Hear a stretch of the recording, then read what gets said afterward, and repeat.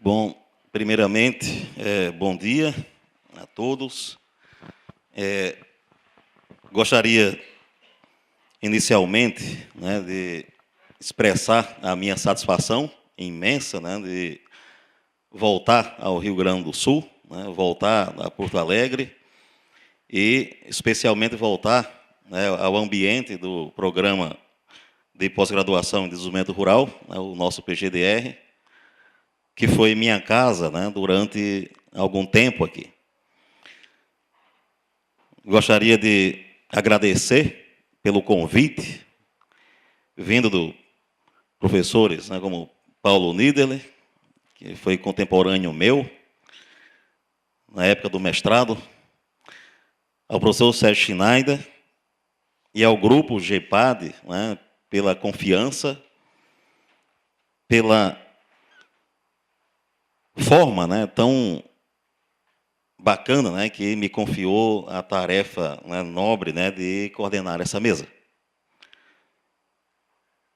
Antes de chamar cada um, eu gostaria de expressar, nesse momento, aproveitar esse momento até para dizer da importância que tem sido, naturalmente, o PGDR na minha carreira e também de como eu cheguei, a partir daqui, a reproduzir no Rio Grande do Norte uma base de pesquisa ampla, considerável, com todo o escopo da temática que o PGDR me forneceu. É algo que me orgulha muito, é algo que me deixa bastante lisonjeado. Da mesma forma, gostaria de ressaltar a importância que tem o colóquio que eu ajudei também a formar o grupo de pesquisa em 2005, Paulo? Com você, com o Marcelo, com o Sérgio, com a Kátia, com vários outros colegas, com o Ivan. E fico muito feliz de perceber a grandeza do GEPAD, a grandeza do PGDR e a dinâmica de um grupo que é respeitado no Brasil e já fora dele. E de ter feito parte disso. E como, corrigindo um pouco o que o professor Louvois chegou a dizer, eu estou distante do PGDR fisicamente. Então, para começar, eu gostaria de ressaltar a importância da mesa, a importância do próprio colóquio para o escopo, que trata justamente sobre os desafios para a agricultura familiar frente ao novo cenário político e econômico, que é algo extremamente em pauta, que a gente vive intensamente, uma loucura quanto ao cenário nacional.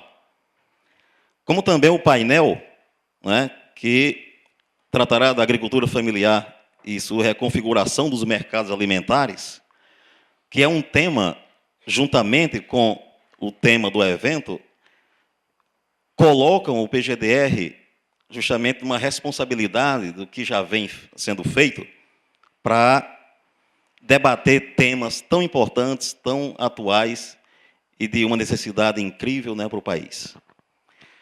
Então, para começar, gostaria de chamar para a mesa o professor doutor Sérgio Schneider,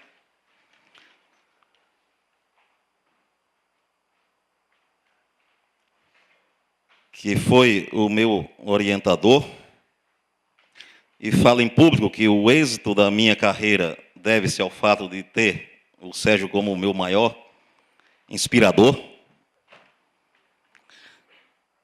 Gostaria de chamar o professor Paulo Niederle,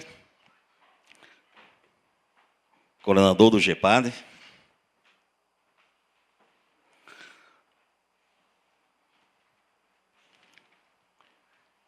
Também chamar à mesa o professor Moisés Balestro, da Universidade de Brasília.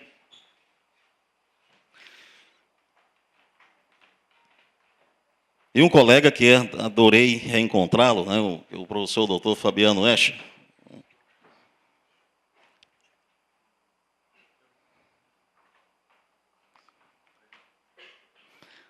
É doutor em desenvolvimento rural pelo PGDR também.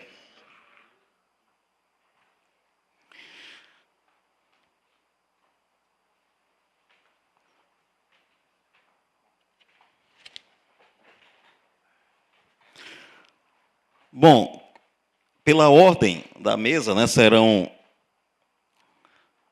debatedores aqui, serão palestrantes, né, o professor Dr. Sérgio Schneider, o Fabiano Escher, inicialmente, depois o professor Dr. Sérgio Schneider, após o professor Dr. Paulo Niederle e, por fim, né, o Dr. Moisés, da UNB.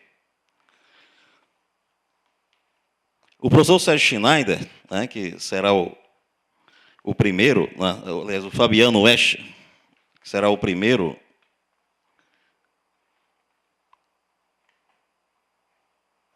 colado. É doutor em desenvolvimento rural, né, pelo Programa de Pós-Graduação em Desenvolvimento Rural, nosso PGDR, da URGS, com o Programa de Doutorado Sanduíche, no College of Humanities and Development Studies, da China, da Universidade Agrícola da China. É mestre em desenvolvimento rural, também pelo PGDR, graduado em Economia pela Universidade Estadual do Oeste do Paraná, Unieste.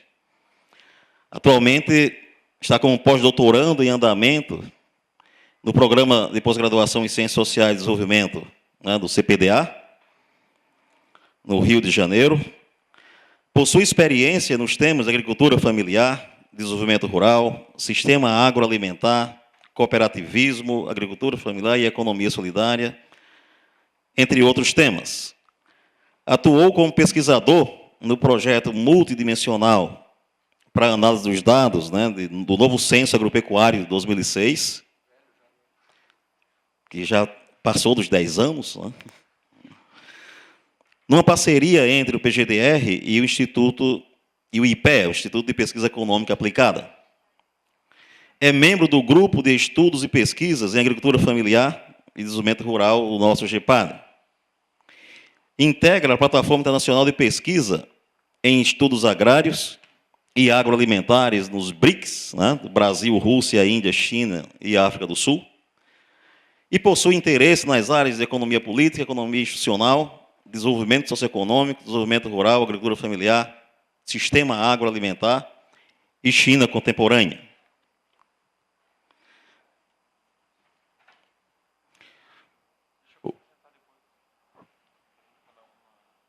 Isso. Então, passo a palavra para o professor Fabiano Escher, onde a mesa, né, oferta um tempo de 20 minutos, né, para cada palestrante. Isso ficando para o final, né, a participação da assistência, a participação, né, para o debate. Então, professor Fabiano, né, fique à vontade. Muito obrigado, professor Emanuel.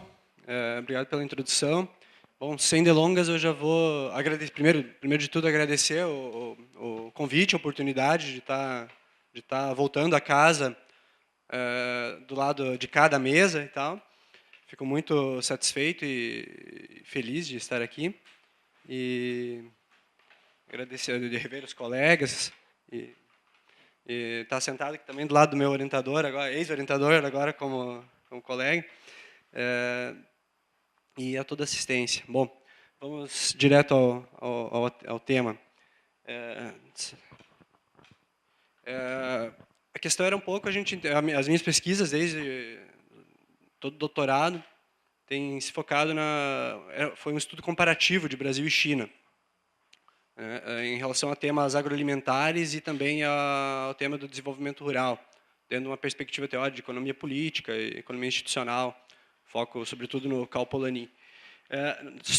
Todavia, nessa fala, a gente vai focar mais, não tanto no comparativo, mas nas relações entre os dois países e como o contexto atual de ascensão da China configura ou reconfigura a forma de inserção do próprio Brasil e os desafios para a agricultura familiar e para a retomada de um projeto de desenvolvimento rural eventual, né? Então, um pouco isso, esse é o título, Desafios para o Desenvolvimento Rural no Brasil pós-golpe, diante da ascensão da China. Esse é mais ou menos a estrutura do trabalho. Não é exatamente, acho que o formato do paper, meio que até pelas orientações que a gente recebeu, não era tanto no sentido de um artigo de revista e tal, era mais uma ideia de tentar concatenar diferentes temáticas com o tema do próprio evento. Então é mais ou menos isso que a gente tentou fazer. Explicar primeiro a forma como a China vem se inserindo, ou vem reconfigurando, na verdade, a economia política internacional, as tendências depois aterrissar um pouco mais no sistema agroalimentar chinês e como as mudanças do sistema agroalimentar chinês reconfiguram algumas condições para o próprio Brasil, ou o chamado efeito China sobre o Brasil, particularmente no setor agrícola e agroalimentar, rural.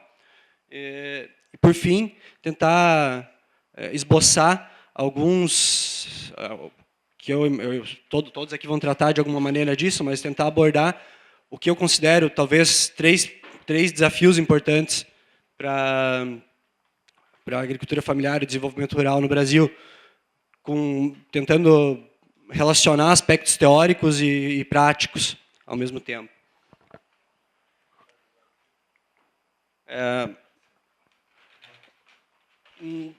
O objetivo do trabalho, então, é isso, é refletir sobre os desafios e será feito através de 3 argumentos.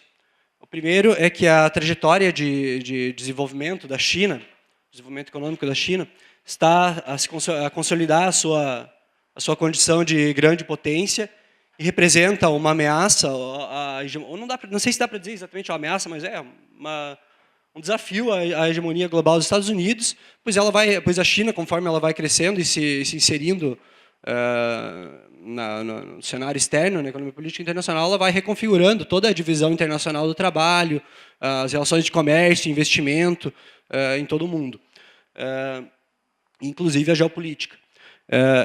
O segundo argumento é de que essas transformações e tendências do sistema agroalimentar chinês e a política de internacionalização das suas empresas, sobretudo através de investimentos diretos externos, no caso na América Latina, trazem implicações para a economia e a política brasileira.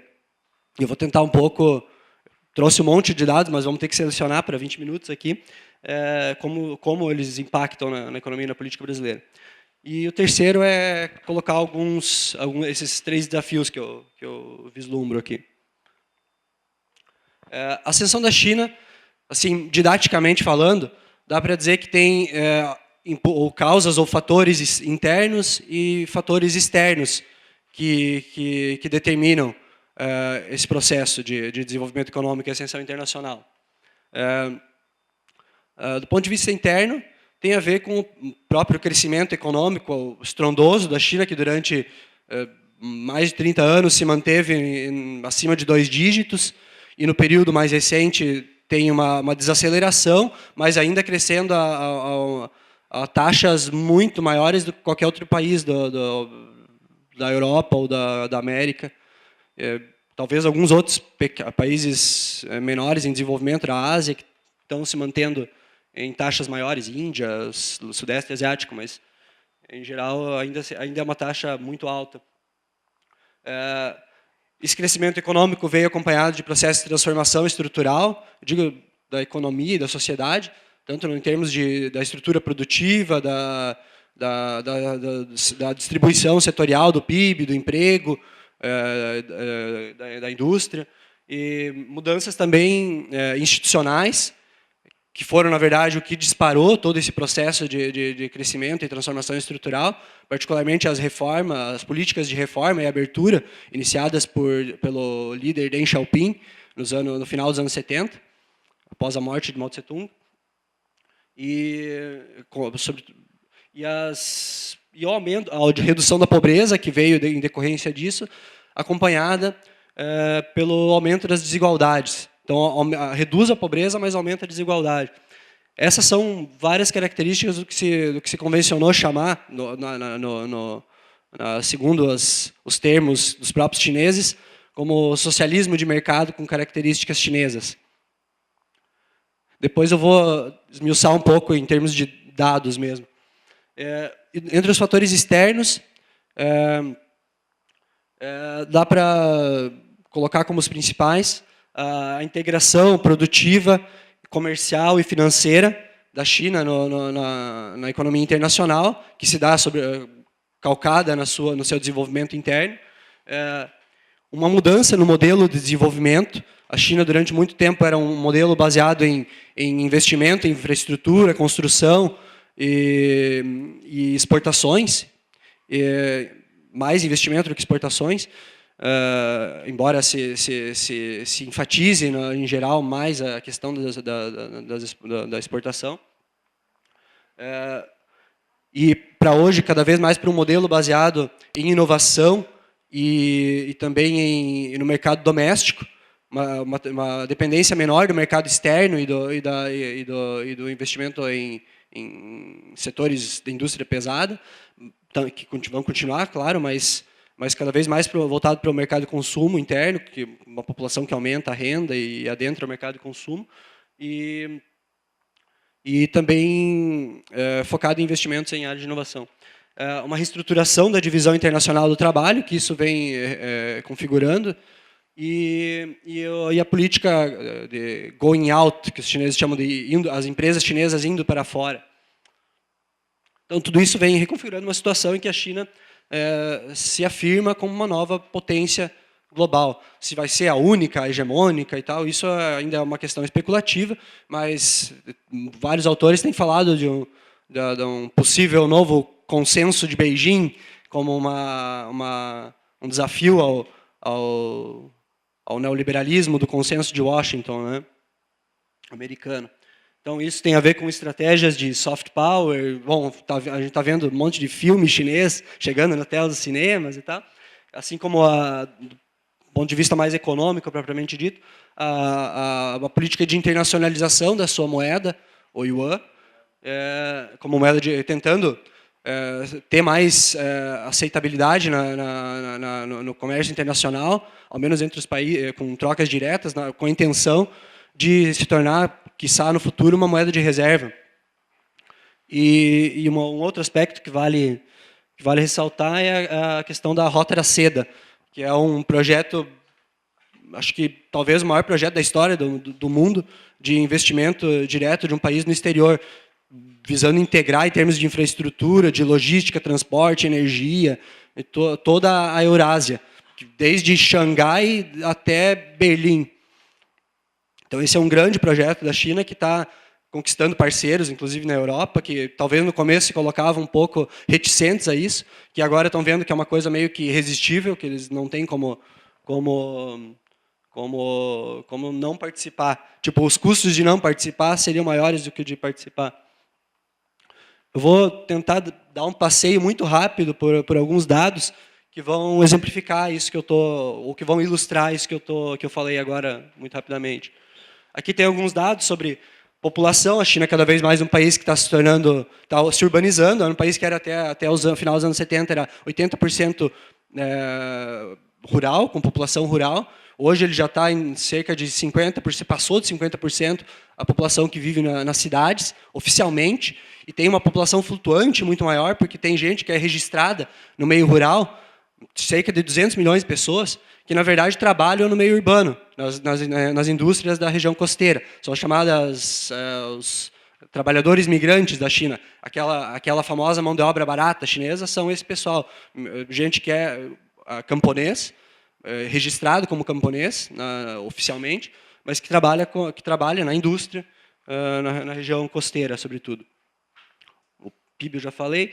O comércio internacional, hoje a China já é a maior nação comercial do mundo, ultrapassou a Alemanha e os Estados Unidos. Investimento direto externo, eu vou trazer mais alguns dados depois. Industrialização e a participação cada vez mais forte nas finanças. Participação no PIB mundial, a China sai em 1990 de cerca de 1,6%, para hoje já está em 14,8% da economia mundial, participação do PIB. Comparado aqui, dá para vocês ver os outros países, Estados Unidos, União Europeia, Japão, como é estrondoso o crescimento da China. Aqui uma mudança do deslocamento da distribuição setorial do PIB. cada vez mais com indústria, mas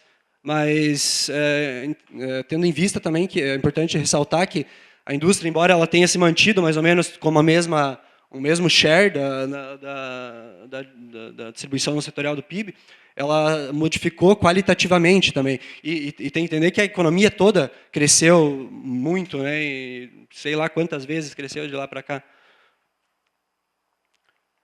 Aqui mais um gráfico mostrando a distribuição setorial do emprego, então que também cada vez mais está no setor secundário, mas iniciando um processo de indústria, né? E iniciando um aumento da mão de obra também ocupada no setor de serviços, como é quase que o padrão nos processos de desenvolvimento econômico em geral. Aqui, esse gráfico é interessante porque ele vai mostrando um pouco a transição daquele modelo que eu estava falando antes, de um modelo baseado no consumo, nas exportações e no investimento, em direção a um modelo cada vez mais baseado ainda no investimento, mas com investimentos em setores mais de tecnologia, e no consumo doméstico. O consumo doméstico é aquele cinza clarinho, mas ele aqui aparece até 2012, na verdade ele está em uma tendência não de crescimento, mas hoje a gente já vê que ele está aumentando, embora seja um grande desafio para a China, porque a China ainda tem uma população com uma taxa de poupança interna muito grande, as famílias poupam muito ainda, e tem um certo receio de gastar, né? Então esse é várias questões que não vou abordar aqui. Aqui um pouco da mudança na renda, e na pobreza. Então, aqui dá para ver que a pobreza era quase 70%, considerando a linha acho que de 1,25 dólares por dia, para hoje chegar a cerca de menos de 10 ou 15. Mas esse dado é antigo, porque é 2002. Mas, ao mesmo tempo, com uma desigualdade de renda entre rural e urbano, sobretudo. O principal fator de diferenciação da desigualdade, de produção da desigualdade, é a relação rural-urbano. E também alguns aspectos regionais, por exemplo, a região leste é mais desenvolvida que o oeste, né? Aqui, só para exemplificar melhor a ideia que eu disse, que a China está reconfigurando a divisão internacional do trabalho. Então, aparece um pouco aqui, com licença para levantar. Dá para vocês verem que tem aqui três tipos de flechinha. Essa aqui contínua, fininha, são partes e componentes, bens de capital. Esse segundo fluxo são fluxos de matérias-primas, e energia, alimentos, minerais. E essa terceira são de produtos finais. Então, dá para ver que a China importa dos países do leste asiático bens de componente capital, os mais sofisticados, por exemplo, do Japão, e os mais simples do Sudeste Asiático, reprocessa e reexporta para os países da Europa e os Estados Unidos, que são os demandantes em última instância, e o combustível, digamos assim, para esse crescimento, vem dos países da África e da América Latina, que exportam basicamente matérias-primas, reconfigurando até uma estrutura de comércio internacional e investimentos que lembra o tipo de estrutura que os clássicos da CEPAL chamavam de uma relação centro-periferia. Só que agora, com dois países que eram, digamos, dois grupos de países que eram da periferia, como a China, no centro da dinâmica. Bom, aqui o aumento da questão dos investimentos chineses. Hoje a China já está exportando mais capitais do que recebendo. Então esse é um dado incrível. Aqui as reservas chinesas ainda é muito grande, cerca de, sei lá, 3 trilhões de dólares em reserva. Só que reduzindo, por quê? Porque a China está gastando, está botando esse dinheiro, investindo ele para fora. Digamos, complementar esse dado em relação ao anterior, né? Está reduzindo as reservas porque está investindo, está usando ela para investir. Aqui, o mesmo dado de outra maneira, como o crédito chinês para as empresas, para a internacionalização, está aumentando. O sistema de financiamento chinês é basicamente bancos estatais. E aqui dá para ver que dentre os maiores 10, 1, 2, 3, 4, 5, 10 bancos do mundo, os 3 primeiros são os chineses e o quinto também é chinês. Então, e aqui, só para vocês terem uma ideia ilustrativa do que é a chamada Rota da Seda, ou que eles chamam também do projeto de One Belt, One Road, que é tanto uma rota terrestre como uma rota marítima, que visa reconfigurar todo o sistema econômico e euroasiático. Que eu não vou entrar nos detalhes, depois a gente pode, senão é muita coisa para explicar. As tendências do sistema agroalimentar chinês, então, são basicamente três questões. As mudanças nos hábitos alimentares. A população, cada vez com mais renda, começa a consumir cada vez mais proteína, carne. E carne na China é basicamente suínos, carne de porco. E tem uma diferenciação, vamos dizer assim, de classe. Digamos, a classe média emergente, que é o ator principal nesse processo. E esse impulso, digamos, essa mudança nos hábitos e nas dietas é o impulso do lado da demanda para a reestruturação das indústrias de carnes e rações. Então, eles modificam toda a indústria de carnes e a produção pecuária, que antes era basicamente camponeses, que tinham 2, 3 porquinhos atrás de casa, e hoje é um sistema de agricultura feedlot e tal, CAFO, sistema de confinamento, como aqui ou em qualquer lugar, no Brasil ou nos Estados Unidos. E também os desafios da segurança alimentar que isso coloca. Porque hoje a segurança alimentar da China não é simplesmente garantir arroz e trigo para a sua população, mas é cada vez mais garantir carne. Só que eles não têm a matéria-prima para toda essa transformação da indústria pecuária, da pecuária e da indústria de carnes. E o componente principal disso é a soja. E o Brasil é o principal exportador de soja. É dessa forma que é a conexão central entre o sistema agroalimentar brasileiro e chinês. É o que eu tenho chamado, eu e vários outros autores têm chamado de complexo soja-carne Brasil-China. Então, bom, é isso aí. E toda essa questão, essa forma de inserção do Brasil como exportador de soja, o Brasil exporta mais de 70% da sua soja para a China, e mais de 50% da soja brasileira é exportada. Tem reestruturado, tem gerado um boom, um novo boom, uma nova expansão do agronegócio no Brasil, e que, de alguma maneira, eu aqui não vou explorar os detalhes disso, é uma questão controversa, alimenta, de alguma maneira, todo o processo de especialização regressiva, desindustrialização e reprimarização da economia brasileira. Esse é o chamado efeito China. Então, a China tem tanto efeitos diretos, ligados a relações diretas, bilaterais, de comércio e investimento, como efeitos indiretos, como efeitos sobre os preços, o efeito sobre o aumento das exportações, do valor das exportações para outros países também, e agora, no período pós-2014, há um processo de reversão, na verdade, dessa alta dos preços que se deu entre os anos 2000, que agora vai voltando a um novo normal. Embora os preços estejam voltando ao normal, a demanda ainda, a gente imagina, vai continuar alta, sustentando essa expansão da soja, ou ao menos a consolidação disso. E no lado do Brasil, isso leva então à expansão da área plantada, aumenta a quantidade produzida, aumento da produtividade, deslocamento do sul, que era a região tradicional da soja, para o Mato Grosso e para o Mapitoba. E também aqui eu tenho até uns dados, não sei se eu vou conseguir colocar, no período mais recente, inclusive aqui no Rio Grande do Sul, no bioma Pampa, na região da metade sul do Rio Grande do Sul. Aqui é a questão da estrutura fundiária da China, aqui a mudança dos hábitos e dietas alimentares.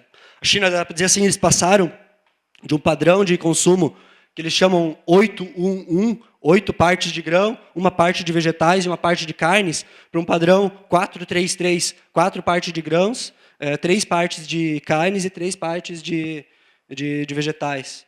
Aqui os principais produtos, as commodities consumidas. Aqui algumas projeções do aumento do consumo de carne. Vermelho é porco, verde é frango e azul é gado. E aqui das importações. Então, quer dizer, a China vai talvez importar mais carne de gado, mas vai continuar produzindo ainda muito porco. Bom, deixa eu passar rápido aqui. O Brasil é o principal parceiro comercial do Brasil. Que o saldo comercial brasileiro, o Brasil basicamente se mantém superavitário por conta das exportações primárias. E esse é, na verdade, um forte argumento na boca dos advogados do agronegócio. Aqui o comércio bilateral Brasil-China. E aqui um pouco os números a desagregação do comércio Brasil-China em termos de intensidade tecnológica. Aqui, bom, eu não vou colocar por números, eu tenho uma outra tabela aqui que mostra a tendência que mundial do Brasil é de superávit só em produtos primários e déficit em produtos industrializados, é ainda mais acentuada em relação à China. E o Brasil tem perdido, portanto, mercado tanto nos Estados Unidos, tanto na União Europeia, como na própria América Latina. 7,3% entre 2000 e 2011 do market share brasileiro na América Latina foi perdido para a China. Então, é outro efeito indireto, digamos, de concorrência em terceiros mercados. Aqui, apreciação cambial e tal, todo outro tema que daria para desenvolver, mas que não dá. Tá. Investimentos. Aqui eu não vou detalhar isso, mas é só para mostrar, essa é a minha pesquisa atual, na verdade, que são os investimentos chineses no agronegócio brasileiro, que inicialmente, nos anos 2010, ali, quando eles começaram, era na compra de terras, sobretudo em Goiás, compraram na Bahia, tentaram no Mato Grosso também, mas depois meio que gerou uma certa obstáculo à questão da compra de terras por estrangeiros. Agora que está se rediscutindo essa questão, né, de voltar a liberalizar. Mas o ponto é que, por conta desses obstáculos, os chineses mudaram sua estratégia e passaram a adquirir empresas, sobretudo empresas que atuam no ramo de trading, de comércio internacional. E isso tem gerado toda uma reconfiguração da estrutura de mercado de importação e exportação. Historicamente, durante todo o século XX, o processo de trading internacional foi controlado pelas chamadas ABCD, ADM, Bung, Cargill e tal. E hoje já estão falando até de ABCCD, que seria a empresa chinesa COFCO, que hoje entrou no mercado direto, comprando a Nidera, a Noble e mais umas quantas empresas de trade, entrou com 11% no mercado e nos próximos 5 anos quer controlar 22% do mercado brasileiro de trade. Bom, isso aqui são só dados para ilustrar o boom da soja, aqui, como ele evoluiu no mapa. Aqui um pouco eu não vou ter como explicar isso aqui, mas é a evolução da soja, por exemplo, no bioma Pampa. Aqui tem dados mostrando como... Isso aqui é o trabalho de um cara do sensoriamento remoto. Essa é talvez a única coisa que eu vou dizer.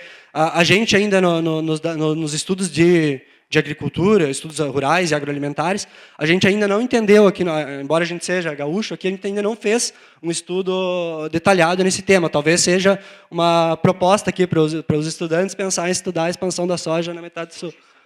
A sojização de todo o Rio Grande do Sul. Uma parte que era, digamos, delegada anteriormente, porque a soja era só na região norte, e hoje ela está cada vez mais expandindo para o sul.